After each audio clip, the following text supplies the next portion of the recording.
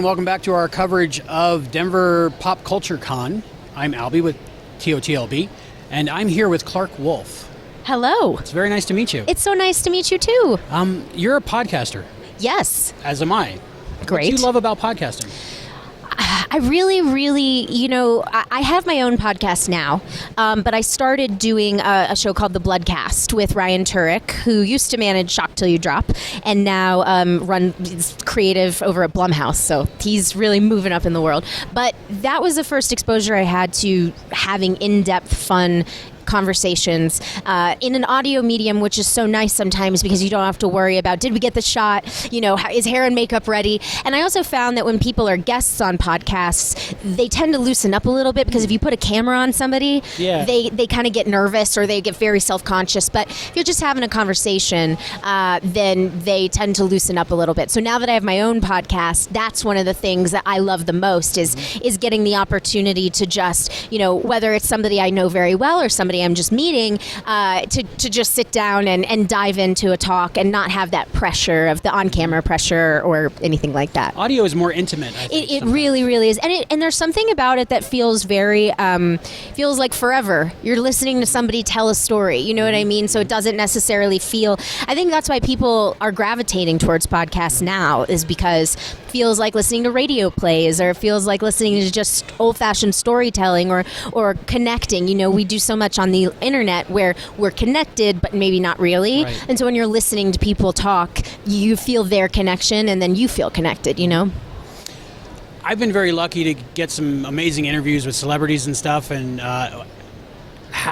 have you had interviews that you totally nerded out about, on the inside, but were cool when you're recording it?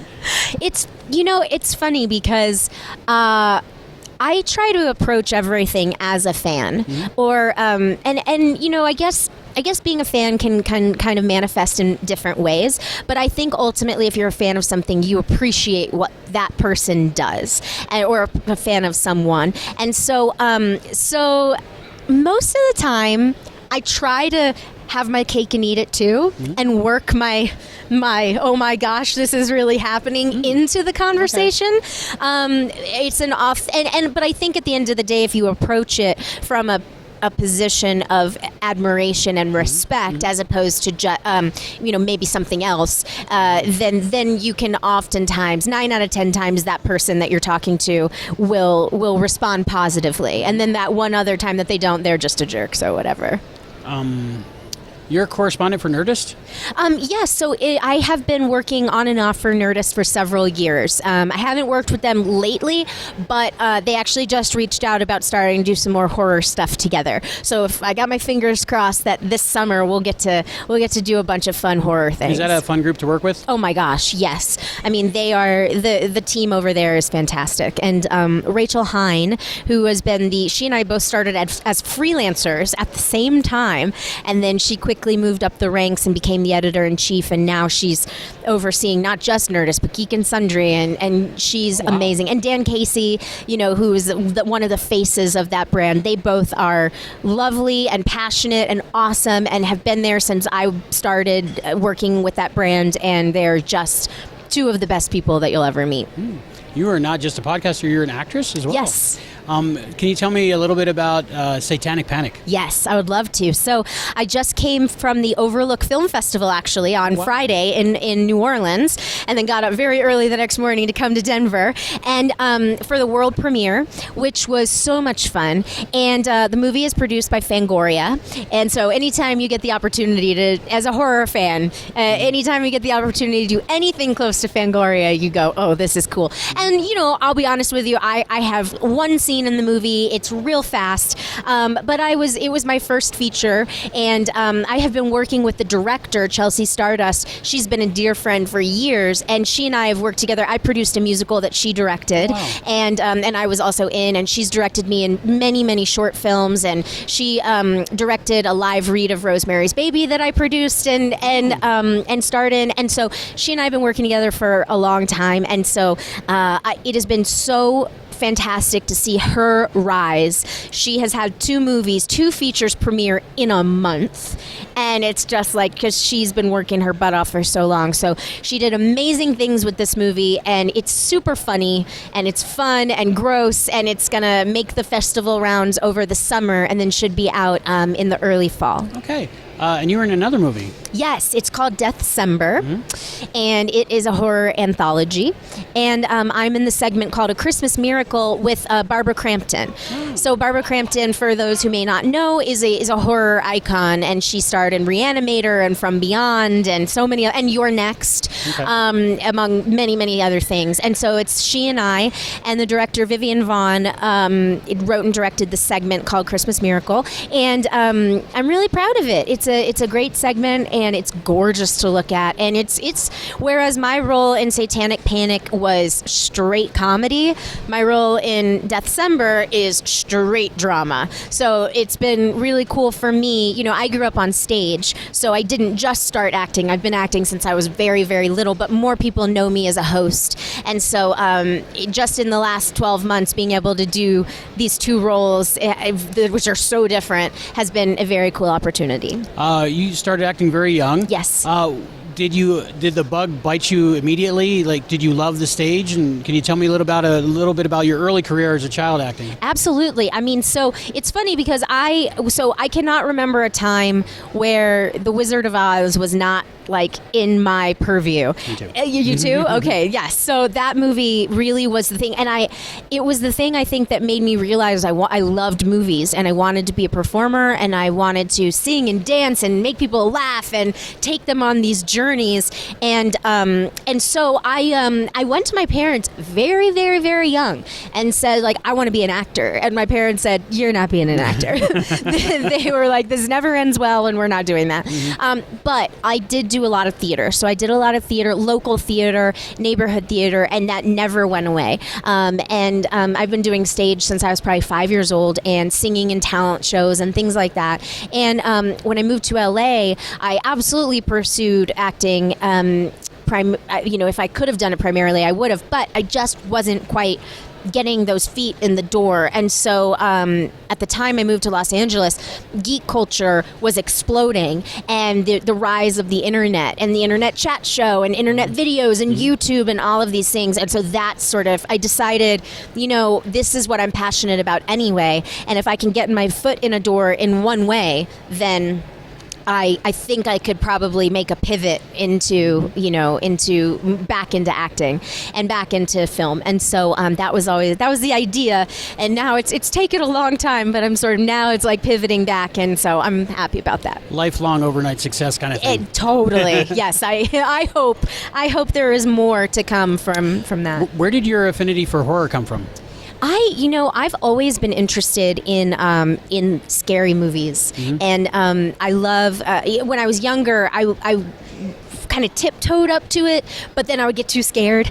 And but I had this great babysitter who I'm still friends with to this day, and she showed me Tim Burton movies. She showed me Pee-wee. She showed me fantasy, Never-Ending Story and Labyrinth, and all of those great 80s, 80s fantasy movies that were dark, that were legend, stuff that's really scary, but, wasn't too much for a little kid. And so that sort of was enough until I got into high school, and I wasn't so scared, and I was able to process a little better. And that's when I started actually studying film academically, like in school. And that's when I really started exploring horror more. But it's been a lifelong thing. I often, going back to Wizard of Oz, I often say that that's a movie that's sort of all of me and my tastes you can really see in The Wizard of Oz. It's big, it's Hollywood, it's a female-driven story, it's funny, it's fantastical, there's music, it's a blockbuster, but it's scary. Absolutely. And there's some really flying monkeys, trees, come on. That the are trees, angry at you? Yeah. the witch, like get right out of town. So so I've always had that interest, but it wasn't until really I got into high school and I stopped becoming, if I saw a movie that was truly scary, I wouldn't be scarred for life and wouldn't be able to sleep. When I got into high school, I was able to make that separation. What kind of projects do you hope to do in the future? That's a great question. Well, it's funny. This year, I wrote my first screenplay. Wow. And it is a Christmas rom-com. I love it already. Yeah, thank you. That's my thing. I love it. Thank you. And so, but it's funny because when I tell people that, they go, "Really? It's not a horror movie? It's not?" And I'm like, "Nah, this is just what I had in me and what I wanted to kind of put onto the page." And so, for future, what would I love to do? I would love to. Honestly, I just want to work. I know that's such an easy answer, but whether I would love to sell this script and see it made, that would be amazing. I would love to produce more in a perfect world, but I would also love to get back in front of the camera and to do. It's funny. The more I think about it, the more I just want to play like a teacher on a sitcom, or like a quirky, weird mom, like a Malcolm in the Middle mom or something like that. But I love television. I love long form storytelling. And the more I think about it, this is like kind of a weird thing to say, but right now, heavy drama and like proving that I'm an actor isn't really interesting to me. I kind of just want to make entertainment. I kind of just want to entertain people and make people happy. And make people happy, yeah. And that's cool to me. So, in a perfect world, I would love to like book a show. A TV show. Let's put it out into the universe. A TV show that shoots on the Warner Brothers lot in Burbank, close to where I live. I can just drive in every day and do the thing and then leave and have a job for a long time. Sounds perfect. 7 seasons, maybe 10. Done. Deal. And Sign then a me. movie at the end. And a movie at the end. Sign me right up. So writing a screenplay, is that difficult? It was, so I didn't know what I was really doing. I had taken screenwriting classes in college because I was a film major, but I never really, screenwriting always felt very daunting to me. And I have had ideas and pitches and things like that I wanted to flesh out, but they all are very mythology based and just intense and so many moving parts. So it was intimidating, so I never did it. But this story, I honestly just kind of felt like, well, I came up with the idea to write a Christmas rom-com because I thought, well, these are selling and maybe I could sell one. But then as I started the process, it became so personal and it was so fun to do. But when you're writing within conventions, to me at least, you go, okay, I know what a holiday movie is. I know what a rom-com is. I can do that. Okay, you hit the beats. Here we go. So I followed. I read screenwriting books, obviously, and did the pre-work and did the notes and wrote out all of the facts about the characters. But at the end of the day, after outlining and sitting down to write it, I kind of felt like it was all there. I was like, yeah, this outline is a movie, and I think it's here. And then sitting down to actually write the script, it just kind of came out. That's lucky because I've started thinking about those more in-depth things that I want to do, like maybe I have a TV series that's a political thriller with witches that I want to create, and a noir, female-led detective story. That kind of sounds good. Yeah, so but those are a little scarier to write, right? Because those don't feel as formulaic. Right. But when I say formulaic, I don't mean that in a bad way. I actually mean it in a great way because I like having rules that then I can break or subvert. It's great for the content, but if it's too different than the norm, it might not get picked up. Exactly. Right. Yeah. So but it was fun. It was fun to write that script. I don't know if the other ones will be as fun, but I hope they will. I think they will. Did you get a certain sense of satisfaction when you knew you were done and you had it? Yes, I did.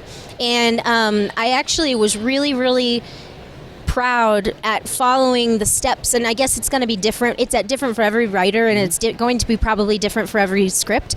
But following the steps of writing in the notebook and by hand, doing the beats and answering questions about the characters and the motivations and all that stuff, but then putting it into the outline. And when I had the outline, I was like, yeah, this is my movie. And then sitting down and actually having the script, and it came out at 92 pages, and I was like, a little over an hour and a half. I mean, it's perfect. Like that's what you want. You want a 90-page, especially if you're doing something like this. So I kind of was like, wow, I did that. Yay. So yes, it felt really good. When you're writing something and it's like a romantic comedy, do you picture yourself as one of the leads? Yes, I will say that I wrote this with the hope to play the lead woman in it. But Yes, so yes is the answer. But I also definitely wrote it with other people in mind, like some characters more than others. Like I have one character that is absolutely supposed to be Stephen Colbert.